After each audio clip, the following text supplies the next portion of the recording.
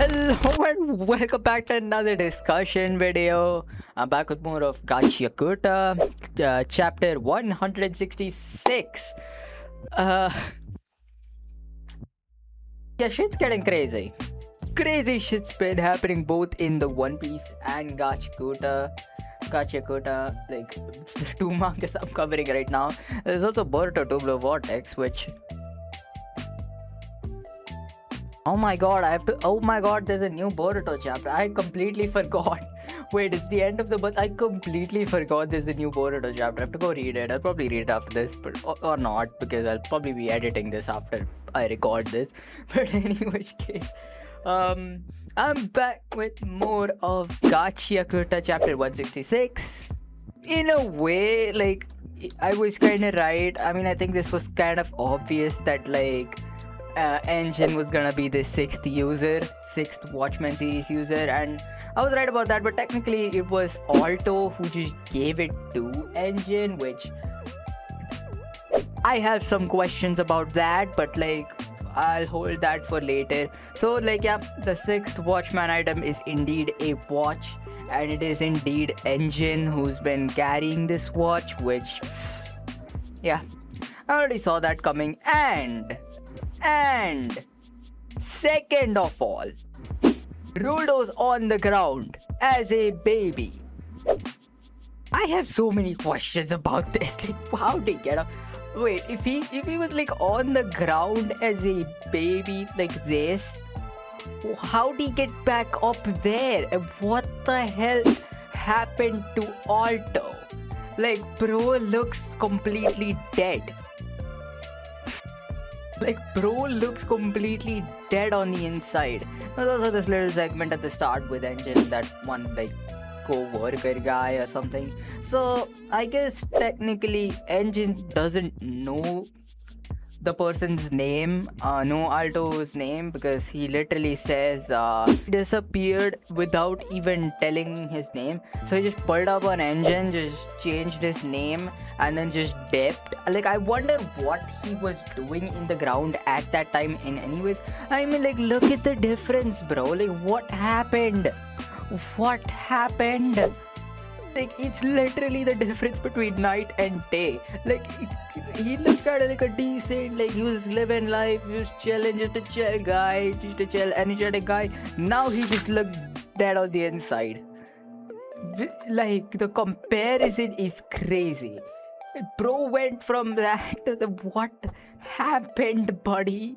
Like, please tell me we're getting this next chapter. Like, please tell me next chapter is gonna give us like the lore on whatever the hell happened back up there on the sphere. Like, and if Rudo's on the ground here, how do he get back up into the sphere? Like, does that mean Alto went back up to the sphere after this? Or like, was Rudo initially born on the ground, which is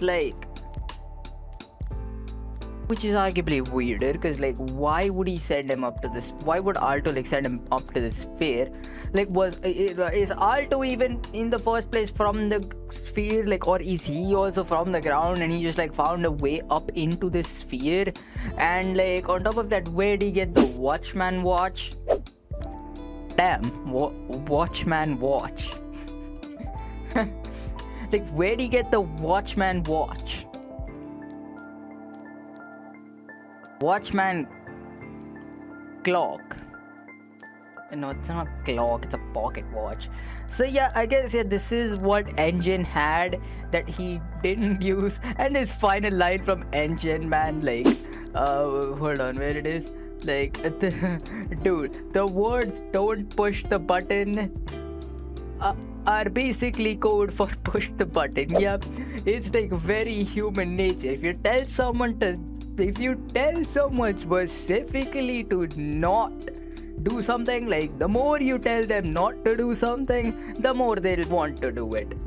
And touching upon the actual vital instrument, that's also weird, because this is a second vital instrument that Wenjin. I almost said Wenjin. What the hell is Wenjin? Anyways, like, as I was saying, like, this is the second vital instrument Enjin is using, which is really weird. I think this is the first instance that we've seen someone actually use multiple instruments. Like, I don't think there's ever been an incident. I mean, initially we thought Rudo could use multiple instruments, but like that wasn't the case. It was just like Rudo's vital instrument gloves that have that ability to like awaken other objects. To simply put it, without going into the full explanation, that's the simplest way I could say it. But like, so yeah, I think like because Umbreaker is this umbrella, and in this time walk, which is the Watchman watch.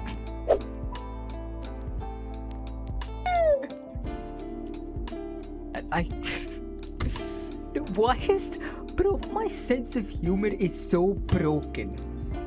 It's insane. Like, why the hell? Why do I find the term Watchman watch funny? Like, I can't say that. I cannot say Watchman watch with a straight face. So anyways, like the name of the vital instrument is the time walk, and then what Enjin says after that is, I will make myself worthy of this name, and that is my obsession. So obviously I already have thoughts running in my mind as to what this vital instrument could be. One is just like complete time control, which, I mean, I guess that would be too overpowered. Like, I don't think he could. I guess he could like walk through time like an editing software, just like going through the timeline. But like at the same time, I was kind of hoping, like, there were definitely signs with all the watches being showed around recently. Like, I think there was like 2 or 3 chapters where a watch was shown. I also I think directly addressed this in one of my other Gachiakuta discussion videos.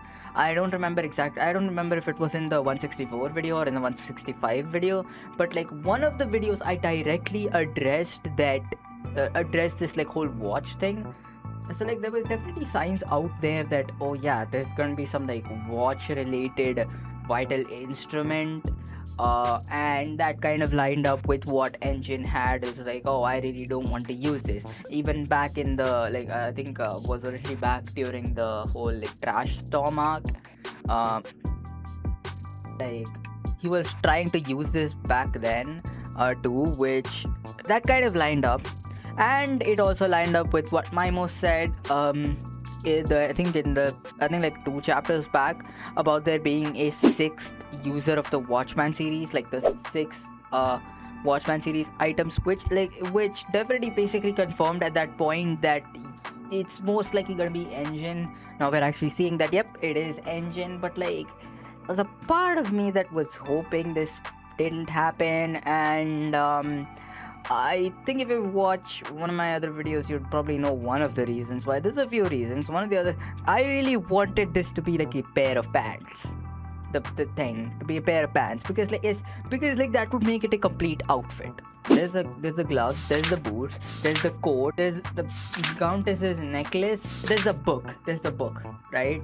And then like all that was missing was the pants. Like there were no pants. If there was a pant, it would be like if there was a pair of pants, that would make it like a whole complete outfit. Like a whole complete like outfit set, but like I guess there are no Watchman pants. I mean, who knows? There might be a 7th one that even Mimo didn't know of. Like, it could be possible. I'm just saying. I'm just throwing the possibility out there. I'm not like confirming anything. The other reason why like I was kind of hoping this wasn't the case, cause like I don't really feel comfortable about like when you get into stuff like messing with time and stuff. Like even like back in Dragon Ball Z, when like Trunks came back into the past, even a Goku Black arc, like he knew it was messy, but like the Goku Black arc was a little different because like the timelines were already messed up, so it was like not like causing any damages. I just don't like the general like idea of like just messing with time, because like it just like leaves a bunch of like plot holes and paradoxes. It just makes things a lot messy. Just adding the concept of time travel into a story automatically just convolutes everything, right? You gotta think about all the paradoxes, all the different timelines that could have like affected each. It just makes the whole thing completely messy, and I just don't like it's just weird. All right, so like I was hoping there's no like time travel shenanigans, but like at the same time there's no confirmation that this is full on time traveling. It could be some other like time uh adjacent power. Maybe like it's just like look into the future, but he does say time walk, so like he's walking through time, which I mean wouldn't be too much of a problem if he's like going into the future. I think it's going into the past that causes all like the paradoxical messes and stuff. So like, if he's like going into the future, that's not really that bad. Maybe it's like some set increments. It allows him to like I mean, I guess I couldn't really think of like much of a use case for that. Or maybe it's something like he slows down time, or like he speeds time up. I mean, it's 1000% has to do with something related to time, or like time adjacent stuff, because it's literally in the name time walk. It is also a watch. I mean, I don't really have any other thoughts, because there's obviously one possibility of it full on just being time traveling, which I would really hope that's not the case. I really hope it's not just a full on time travel device, because one, that would just be way too overpowered, and second, all the paradoxical messes that I stated, it would cause so many. You just have to handle time traveling like really carefully, otherwise you're just gonna completely mess up the timeline. Getting back to Rudo, so like Rudo, like I wonder, one of the main questions I still have, which was obviously in the last chapter too, but it's still in my mind. Like I still have this question in my mind, like, does Enjin know? I mean, firstly, he doesn't even like know Alto's name. He kind of just like, but like I mean, I guess from this shot he does know that Alto has a son. And like Alto, like, man, once again, what the actual hell happened up there on the sphere, buddy? Like, bro looks completely dead on the inside. I know I said that before, but I just have to address it again, man. Like, and I wonder what's with Rudo here. Like, is this like whatever like happened with his hand? Did that happen due to like ground pollution? Because he was brought down here as a baby.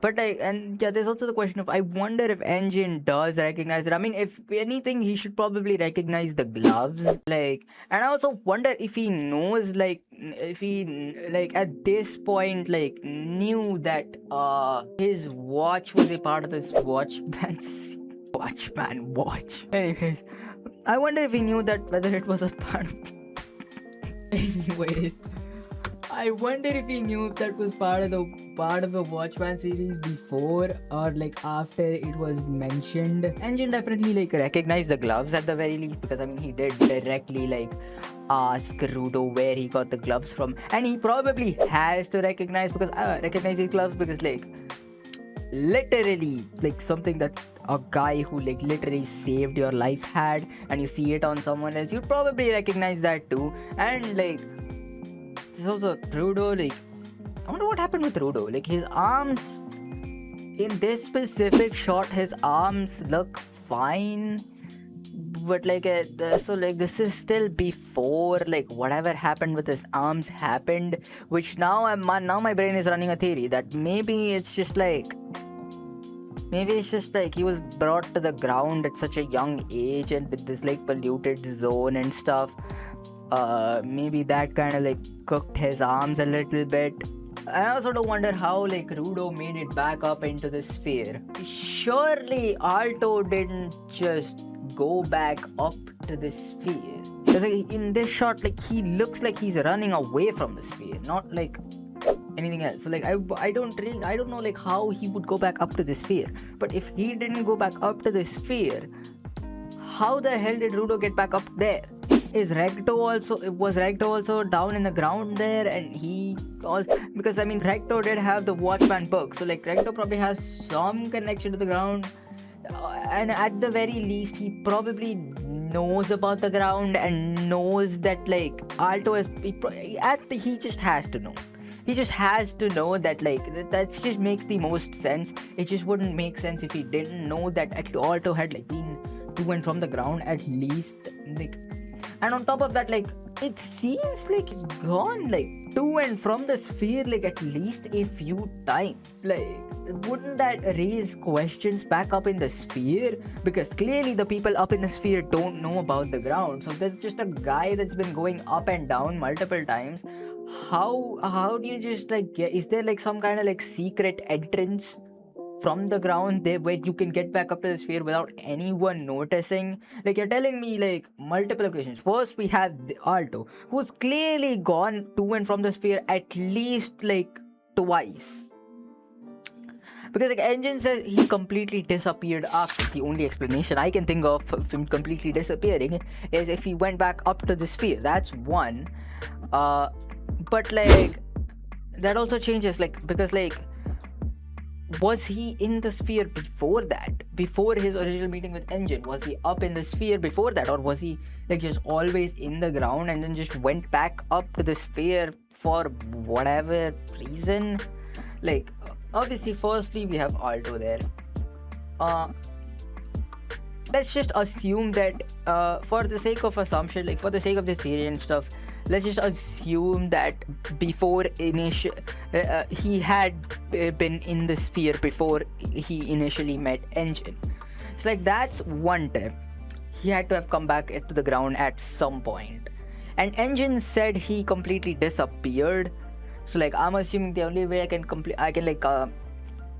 think of why he would just completely disappear would be if he went back up to the sphere. That's a second trip. And now there's this third trip where he comes back down to the ground, because like he just looks completely like dead on the inside. So whatever the hell happened, that's the third trip. And then there's a fourth trip of somehow Rudo getting back up into the sphere, which makes it like two occasions of someone actually coming back, which actually, no, let's not do it four, that'll be two, because it's only two like occasions where someone has gone from the ground to the sphere, because it wouldn't make sense to count sphere to ground trips. So there's like two. And then third one is Tamsi, which this gets a little tricky because we see two different instances of Tamsi going from the sphere to the ground, but it's not clear whether that was the same event or like it was the same time in the timeline or like different.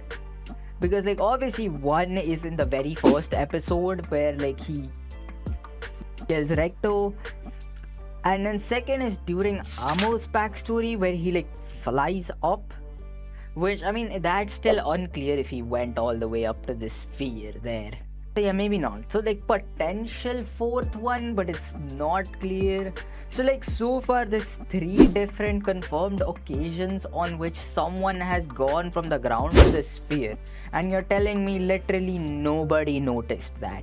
Like surely someone, like at least like one person would have noticed that somewhere, somehow.